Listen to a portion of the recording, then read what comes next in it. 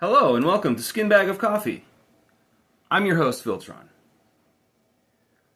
I'm in sort of a transition period right now where we're changing internet service providers, so I don't have internet, but I can use my phone data. This will one day probably seem very silly. It'll be like I wanted to send the document by fax, but the fax machine wouldn't work. I want to give an overview of my overall purpose here with doing all this. Why I'm recording videos every day. Why I draw every day. Why I play music. I know there's a lot of cynicism and skepticism out there. I think right now more than ever, everyone's got their defenses up. Everyone's building a wall around themselves to protect themselves from one another. I've done it. I'm the most guilty of it.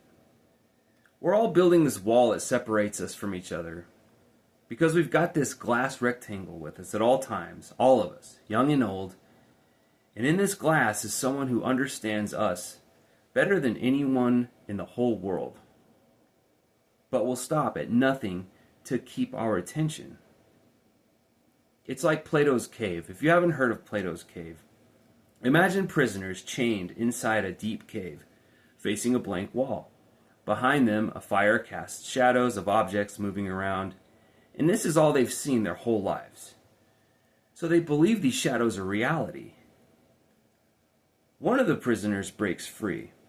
He turns to see the fire and the real objects. Then he climbs out of the cave and is blinded by the sunlight. And when his vision adjusts, he sees the world as it truly is. And he rushes back into the cave to tell the others, and they all call him crazy. They refuse to believe him. I know that people like me can be hard to reach. They're so cynical and so protected that they close their minds off to everything. They're like a shy cat.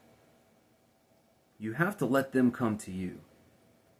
But once you gain their trust, something truly special happens.